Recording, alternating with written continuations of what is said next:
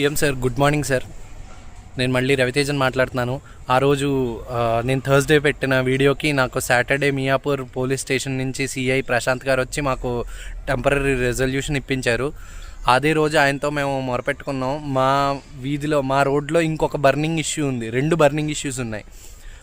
ఒకటి 700 మీటర్ల రోడ్డు, ఇది డెడ్ ఎండ్ సార్. ఇంకా అది స్టార్టింగ్ రోడ్ స్టార్టింగ్ అదైతే రోడ్ ఎండింగ్ ఇది. ఈ రోడ్లో 700 మీటర్లకి 7 స్పీడ్ బ్రేకర్లు సార్, కేవీఆర్ రెయిన్బో కాలనీలో. నేను రోజు మొన్న మా ఇంట్లో ఫంక్షన్ అయింది సార్. సంచిలో ఏదో తీసుకొస్తూ ఉంటే కింద చిరిగిపోయి ఆ స్పీడ్ బ్రేకర్లకి మొత్తం రాపిడ్ రాసుకుని మొత్తం ఐటమ్స్ అన్నీ చిరిగిపోయాయి సార్ కింద, ఆ ఫుడ్ ఐటమ్స్. మా పరువు పోయింది. అండ్ మొన్న ఒక ఆవిడ కింద పడిపోయారు సార్, ఆ కమ్యూనిటీ హాల్ దగ్గర ఆ స్పీడ్ బ్రేకర్ దగ్గర పడి ఇదంతా చెక్కురుకుపోయింది. చిన్న పిల్లలు వెళ్తూ ఉంటారు. మా పాపే జారిపోతూ ఉంటుంది. నేను అస్తమానం సర్దుకుంటూ ఉండాలి. సింగిల్ హ్యాండెడ్గా బండి నడుపుతూ నేను సర్దుతూ ఉండాలి మా పాప ముందు కూర్చుంటూ ఉంటే. సార్, నాకు ఈసారి ఎవరికి అడ్రస్ చేయాలో కూడా అర్థం కావట్లేదు ఈ ఇష్యూని. మొన్న సిఐ ప్రశాంత్ గారు వచ్చి ఆయనకి చెప్పాము మేము, ఈ స్పీడ్ బ్రేకర్స్ ఇదిగో ఆ చివర చూడండి, ఇదొక స్పీడ్ బ్రేకర్ అయితే ఆ చివర ఆటో వెళ్ళిన దగ్గర అదొక స్పీడ్ బ్రేకర్ ఉంది. అక్కడ అవసరం లేదు సార్ ఇన్ని స్పీడ్ బ్రేకర్లు. స్టార్టింగ్ ఒకటి, ఎండింగ్ ఒకటి పెట్టుకున్నా, లేకపోతే మధ్యలో ఇంకొకటి పెడితే సరిపోతుంది. కానీ మొన్న సిఏ ప్రశాంత్ గారు జేసీబీ తీసుకొచ్చి ఒక ఫస్ట్ స్పీడ్ బ్రేకర్ తీయించగానే మొత్తం కాలనీ ప్రెసిడెంట్లు వాళ్ళు, అసోసియేషన్ మొత్తం వచ్చేసారు. ఆపించేసి ఏదో ఆర్గ్యుమెంట్ జరిగి జేసీబీని వెనక్కి పంపించేశారు. పోలీసులను అసలు పనే చేయనివ్వలేదు. ఎందుకు సార్ ఇది? సార్, ఇంకొకటి చూడండి, మేము పక్క వీధిలోకి వెళ్ళాలంటే ఈ గోడ దూకాలి సార్.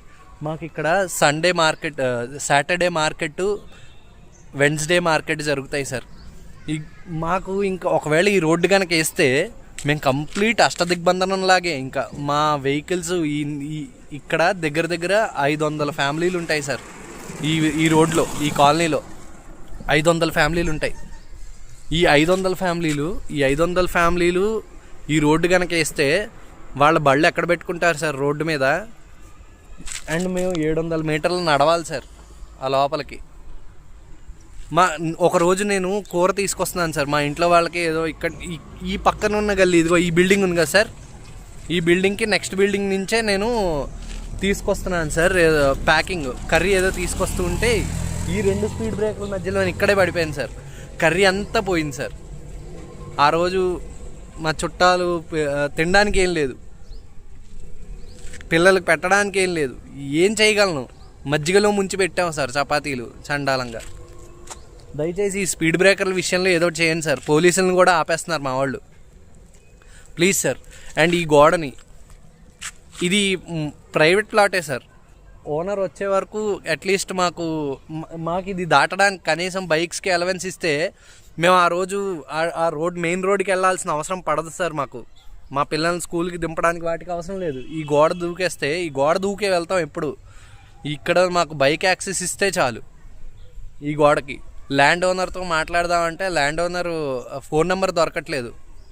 మాకు చాలా ఇబ్బందులు పడుతున్నాం. ఈ 2 బర్నింగ్ ఇష్యూస్ ఉన్నాయి సార్. ఈ బాచ్పల్లి రోడ్డుతో పాటు మాకు ఈ కేవీఆర్ రెయిన్బో కాలనీలో మాకు చాలా పెద్ద బర్నింగ్ ఇష్యూస్ ఇవి 2. ప్రతి అపార్ట్మెంట్లో ప్రతి ఫ్యామిలీ అపోజ్ చేస్తున్నారు సార్. ఇది మా ప్రెసిడెంట్ వాళ్ళు మా కాలనీ ప్రెసిడెంట్ వాళ్ళు ఒప్పుకోవట్లేదు అసలు. ఈ స్పీడ్ బ్రేకర్స్ని కొట్టడానికి ఒప్పుకోవట్లేదు. దయచేసి మాకు హెల్ప్ చేయండి సార్, ప్లీజ్. ఇది కూడా నేను పోలీసుల్ని అడిగాము, కానీ వాళ్ళని కూడా చేయనివ్వట్లేదు పని. Thank you sir, thank you.